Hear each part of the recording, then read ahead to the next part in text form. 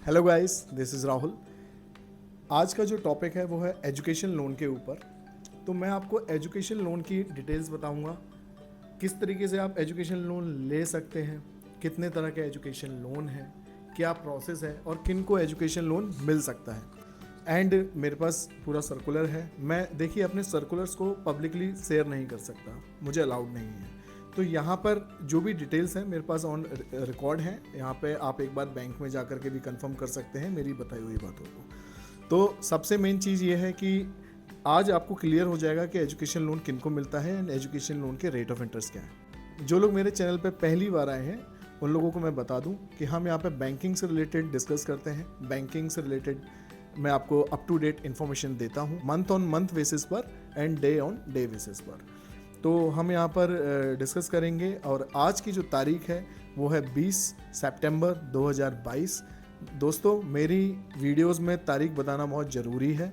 Bank के जो circular होते हैं ये चेंज होते रहते हैं, इसलिए आज मैं जो डिटेल्स बता रहा हूँ वो मे बी कल ना भी रहे तो कोई इसमें बड़ी बात नहीं होगी। तो ये ना सोचें कि मैंने जो इन्फॉर्मेशन बताई है, अगर आप इस वीडियो को 1 महीने बाद 2 महीने बाद देख रहे हैं, अगर कुछ भी चेंजेस होते हैं ब्याज में या कुछ भी बैंक के नियम्स में, तो आप ये समझिएगा कि वो उस टाइम के नियम है एंड मे बी उस टाइम पे मैं आपके लिए एक नई वीडियो भी बना चुका हूँगा अगर कोई चेंजेस आएंगे तो।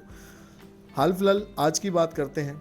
तो पहले तो बात करते हैं कि एजुकेशन लोन कितने तरह के हैं। देखिए, स्टेट बैंक के पास में एजुकेशन लोन 4 तरह के हैं। पहला आता है स्कॉलर्स लोन, दूसरा आता है स्टूडेंट लोन, तीसरा आता है ग्लोबल एडवांटेज लोन एंड चौथा आता है सौर्य एजुकेशन लोन। तो सबसे पहले जो हम बात करेंगे वो करेंगे स्कॉलर्स लोन की।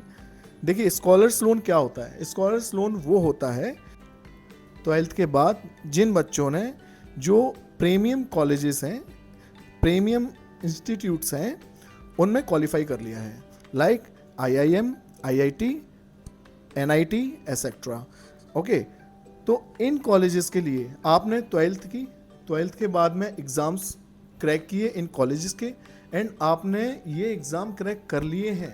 आपको कॉलेज की तरफ से अपॉइंटमेंट लेटर जो है वो मेल पे आ गया है। अब उसके बाद में ये लोन की प्रोसेस स्टार्ट होती है। स्कॉलर्स लोन इन्हीं लोन्स को बोलते हैं जिनमें IIM, IIT कॉलेजेस आते हैं। ओके, इनमें लिस्ट है, list AA list, list A, list B, list C। इनमें कॉलेजेस को क्राइटेरिया दे रखा है, अलग अलग कैटेगरी में बांट रखा है। तो आप किस कॉलेज में एडमिशन ले रहे हैं ये डिपेंड करेगा एंड उस कॉलेज के अकॉर्डिंगली बैंक आपको रेट ऑफ इंटरेस्ट ऑफर करेगा और लोन ऑफर करेगा। स्कॉलर्स जो लोन है उसमें आपको 40 लाख तक का बैंक लोन दे देती है विदाउट एनी कोलेट्रल। कोलेट्रल का मतलब क्या होता है? सिक्योरिटी। बैंक आपसे किसी तरह की कोई सिक्योरिटी नहीं रखवाएगा, ना ही आपको कोई ज़मीन रखनी है, ना ही आपको बैंक के पास सिक्योरिटी में कोई गोल्ड रखना है, ना ही किसी की कोई गारंटी देनी है।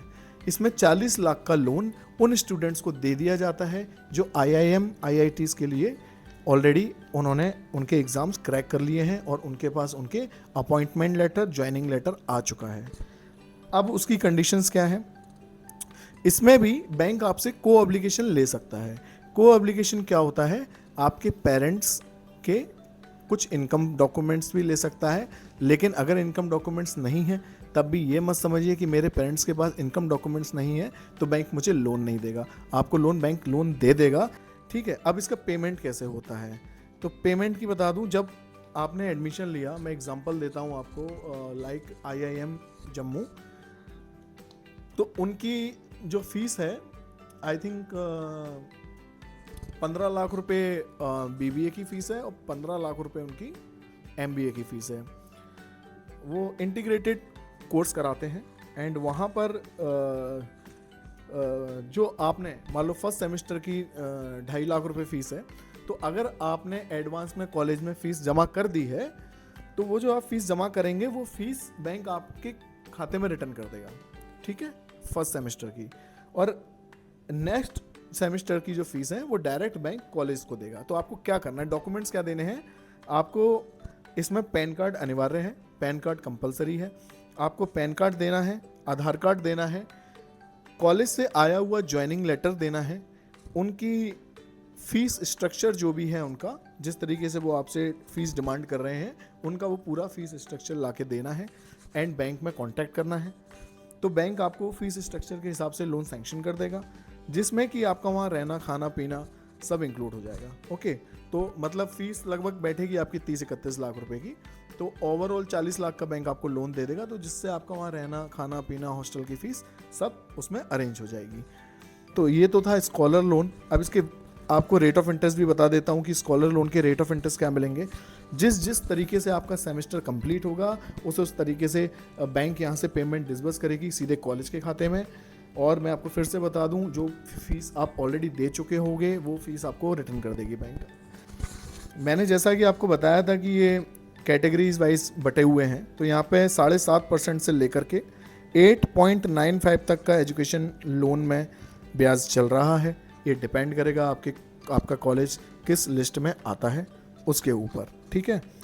ऑलराइट, तो ये जो ब्याज दर है ये है floating rate of interest, floating में रहेंगे ये ब्याज दर, फिक्स ब्याज दर नहीं है एजुकेशन लोन में।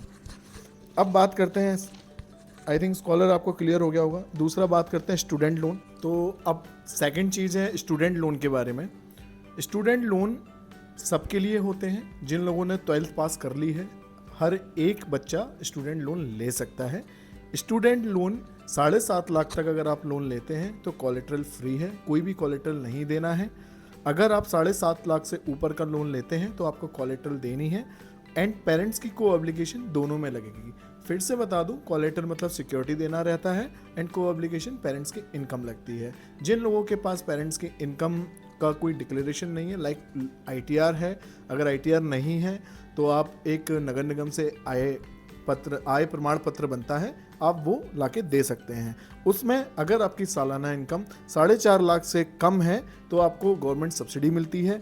सब्सिडी वगैरह के लिए आप एक बार बैंक में कांटेक्ट कर लें तो वो कितनी मिलेगी वो आपको पता चल जाएगा। दूसरा, ये लोन 2 तरीके से मिलता है, प्रोफेशनल कोर्सेज के लिए और टेक्निकल कोर्सेज के लिए। Professional courses like MBA, MCA, MBBS etcetera and technical BTech, MTech like. Okay, and इसकी जो रेट ऑफ इंटरेस्ट है स्टूडेंट लोन के वो है 10.5 एंड अगर आप गर्ल हैं तो लड़कियों के लिए यहाँ पर 0.50 का कंसेशन मिलेगा। और साथ में अगर आप ऋण रक्षा लेते हैं, लोन सिक्योर का इंश्योरेंस लेते हैं तो 50 पैसे का और कंसेशन मिल जाएगा। अब स्टूडेंट लोन के लिए डॉक्यूमेंट्स क्या क्या लगेंगे? बच्चे का पैन कार्ड, आधार कार्ड, पेरेंट्स के इनकम प्रूफ एंड कॉलेज का फीस स्ट्रक्चर, ये सभी आपको डॉक्यूमेंट्स बैंक में ला कर देने हैं। एंड कोई भी रिलेटेड इंक्वायरी अगर आपकी स्टूडेंट लोन से और भी ज़्यादा है तो आप मेरे से पूछ सकते हैं। अब बात करते हैं ग्लोबल एडवांटेज लोन की। तो सेम प्रोसेस है, ग्लोबल एडवांटेज लोन भी 7.5 लाख से 1.5 करोड़ तक का मिल जाता है।